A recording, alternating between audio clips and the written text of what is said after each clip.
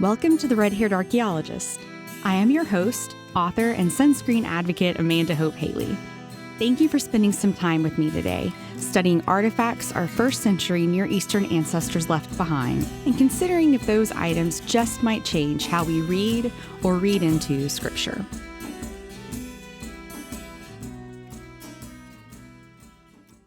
This season on the podcast, I'm talking a lot about the trip that I took back in 2019 with my family, and it is the trip that spawned the book that just came out this past Tuesday called The Red-Haired Archaeologist Digs Israel.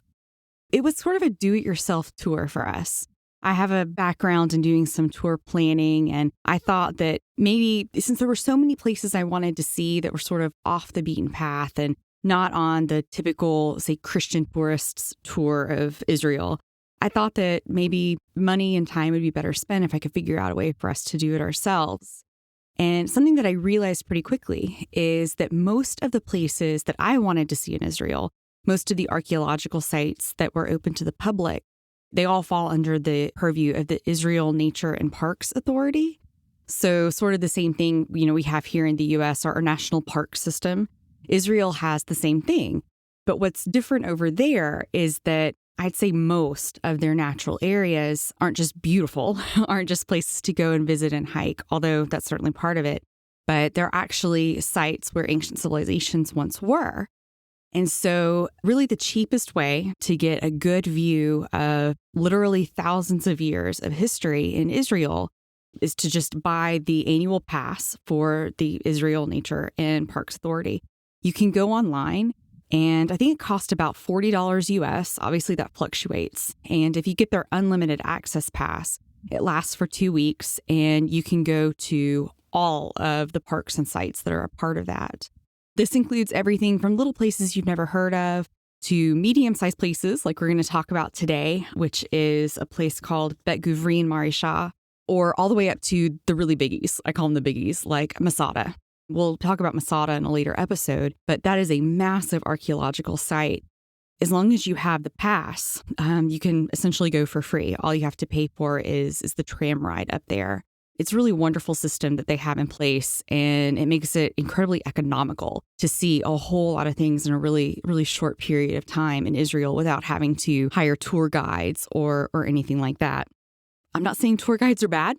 We took some tours ourselves while we were out there, but one thing that we noticed in a lot of sites, really especially at Masada, was that when tour groups would come in, obviously they'd be larger groups of people and everyone's straining to listen to the person who's leading the tour. But a lot of times those people, they're on such a schedule because they have so much to accomplish in one day. A place like Masada requires an entire day there to see everything that you want to see. People might get just an hour or two if you're part of a group. If you can get there on your own and just take advantage of what the Nature and Parks Authority has set up there, you're going to be in good shape. There are brochures for all of these sites. A lot of sites have audio tours or tour guides who are there on site who can tell you what you want to know, and none of that costs any extra. So it takes a little more effort on your part.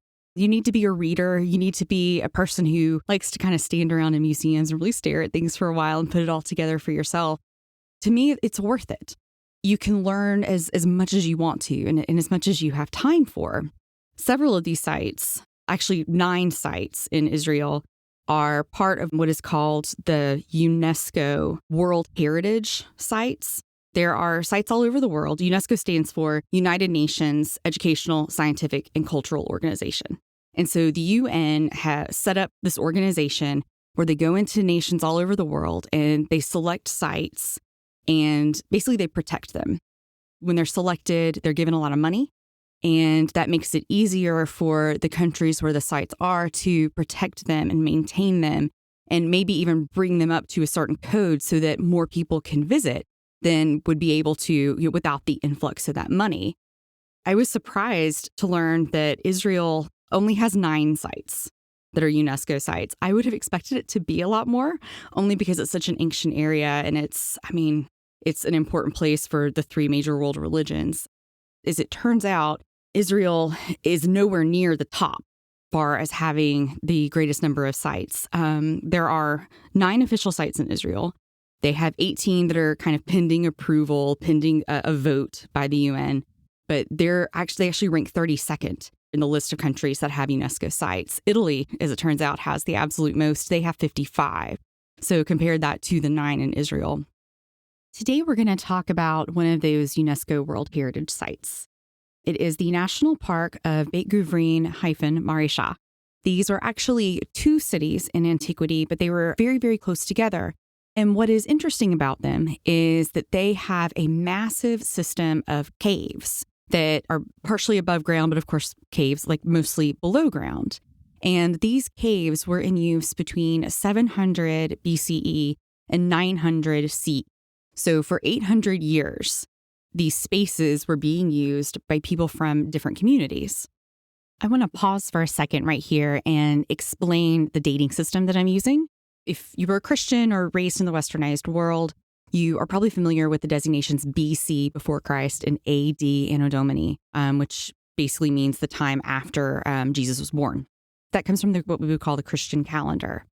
And in Israel, especially, a country where there are Christian, Jewish, and Islamic people living there to this day, a lot of history revolving around all of those traditions, it doesn't make a whole lot of sense for scholars to be constantly using a Christian calendar, especially when you're talking about things that may have happened thousands of years before Jesus was born. And so at some point, the decision was made by the scholarly community to go with BCE and CE. CE means Common Era. So BCE is before the Common Era. And this works. This is a system that everybody seems to be pretty good with, and it takes a lot of confusion out of it. Because just at a very basic level, if you think about how people of different religions interpret the date, for Christians and for most of the Westernized world, this is the year 2021. But on the Hebrew Jewish calendar, this is the year 5781. So you've got, more than a 3,000 year difference there. And then on the Islamic calendar, it's 1442. And so if you're doing archaeology pertaining to Islam, it might not make sense to be talking about years in AD, just working with the Common Era, something that everyone just kind of agrees on, that works well for everyone. It just sort of flattens everything out and helps us to focus on what the dates are. The first mention of Maresha is in the Bible. It is found in the book of Joshua at verse 1544. And this is a section of the Bible where the promised land is being carved up for the separate tribes of Israel. And Maresha is given to the tribe of Judah. This city is, if you were to look at a map today, it's located halfway between the Mediterranean Sea and the Dead Sea. On a north to south perspective, it's sort of halfway between Tel Aviv and Beersheba. It is somewhat closer down to Beersheba. So this would have been toward the southern edge of the tribe of Judah's lands, and it would have been right on the edge of the nation of Philistia during the time of David. The first place that you get a story about Maresha, that it's more than just mentioned as a point on the map, comes in 2 Chronicles chapter 11. And at this point in the Bible, we have learned that the United Kingdom of Israel, which had been ruled by David and Solomon, both of them had it as one United Kingdom. When Solomon died, it was split in 2. So you had the Northern Kingdom, which went on to be called Israel, and the Southern Kingdom, which was made up of the tribes of Judah and Benjamin, but it was kind of colloquial known as the Kingdom of Judah. In 2 Chronicles 11, we learned that King Rehoboam, who was ruling Judah, he goes into Maresha and he fortifies it because they are starting to have conflict with the kingdom of Egypt. So that's the first we hear about it.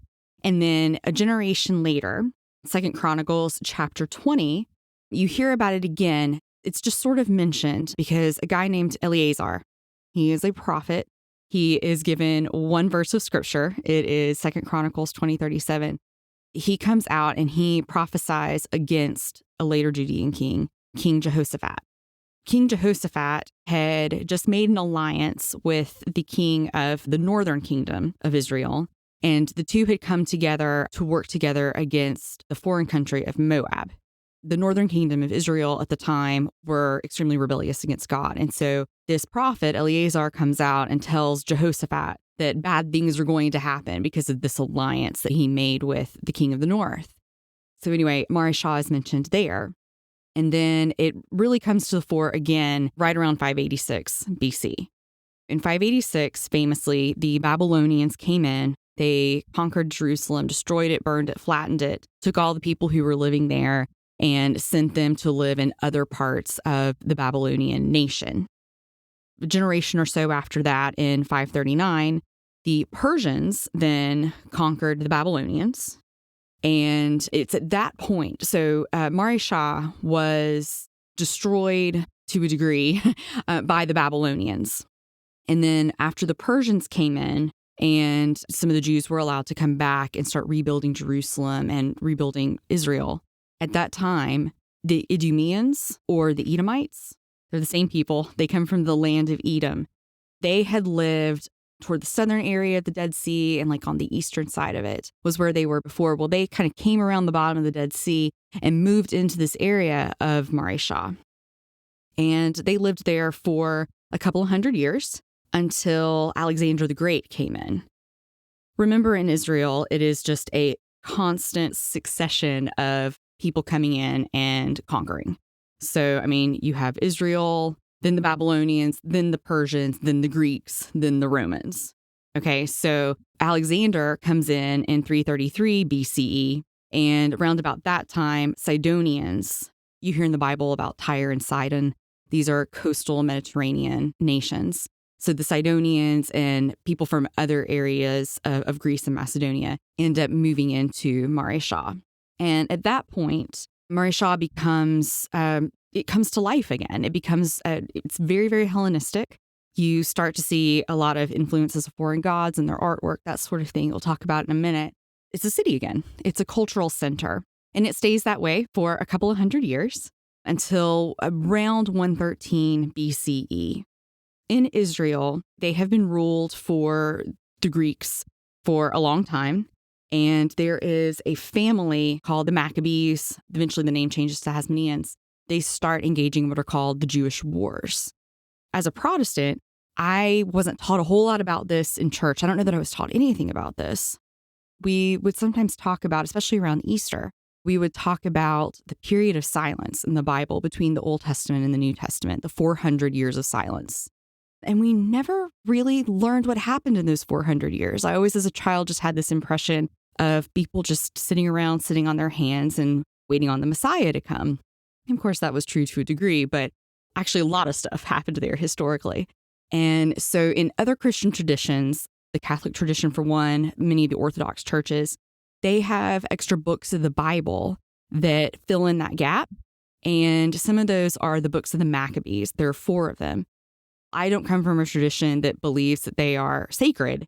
They are excellent history books. If you want to know what was happening during that 400 years of silence, that is a great resource. It's a great place to go. And it tells the story of the Jewish wars and this family of the Maccabeans coming together and pushing out their rulers and forming their own government.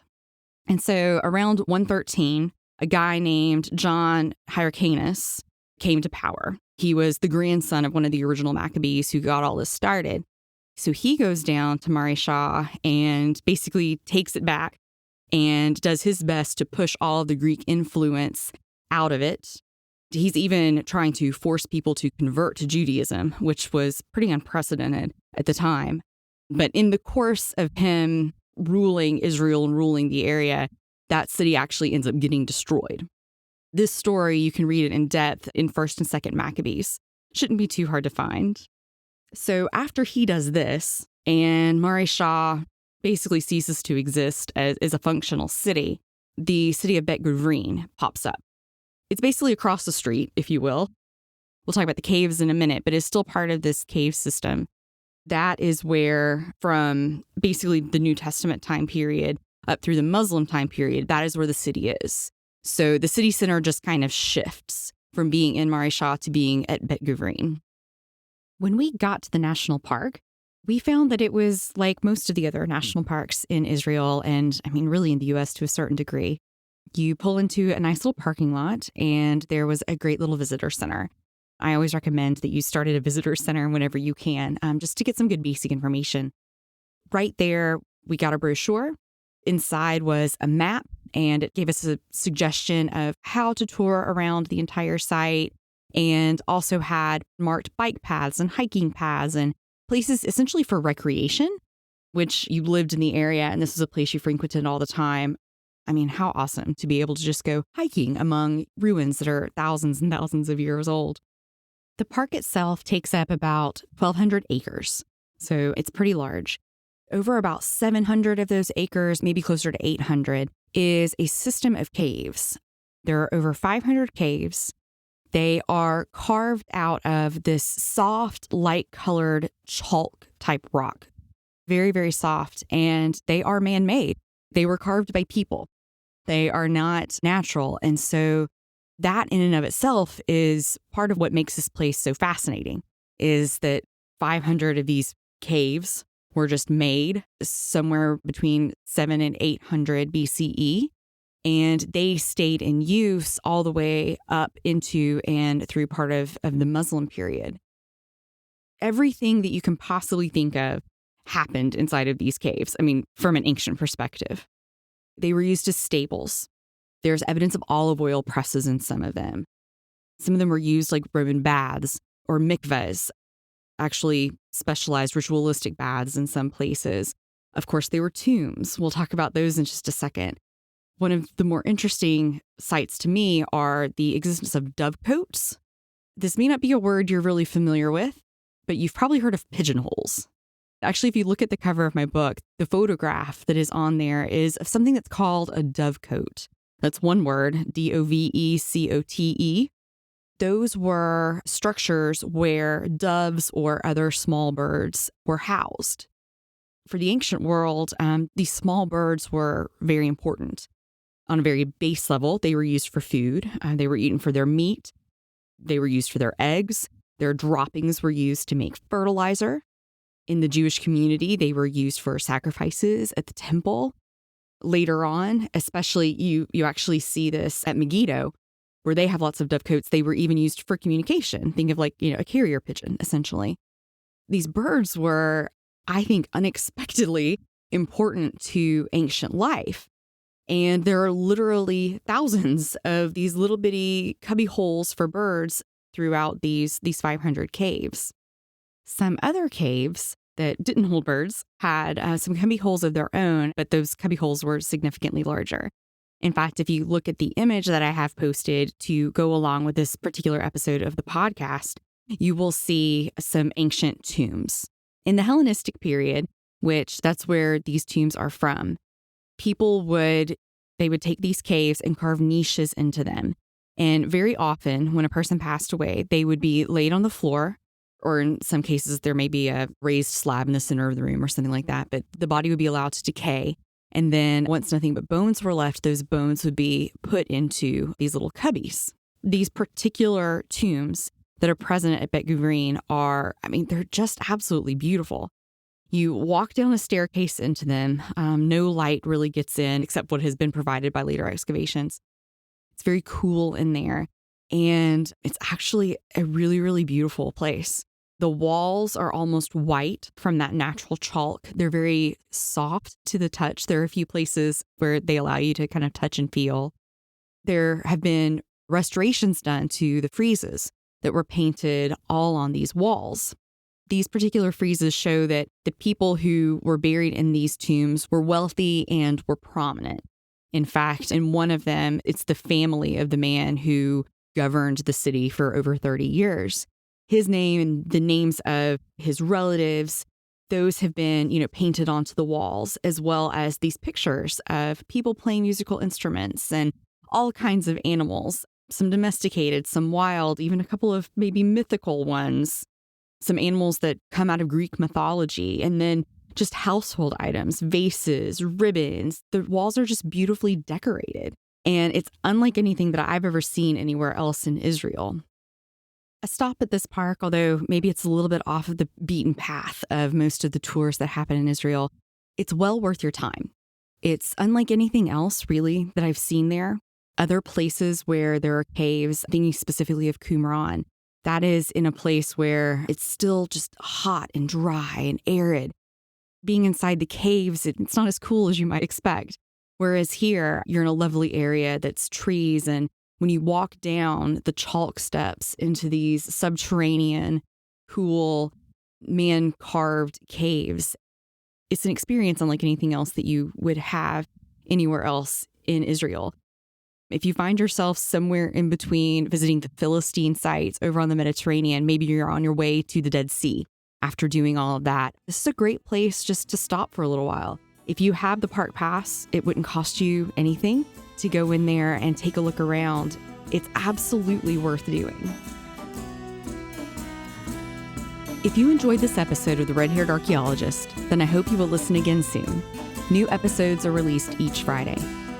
To learn more about me, check out my website, redhairedarchaeologist.com. There you will find links to my books, this podcast, and my blog, where you can interact with me and other listeners. Also look for my new book, The Red-Haired Archaeologist Digs Israel. It is available now as a print book, ebook, and audiobook from all of your favorite retailers.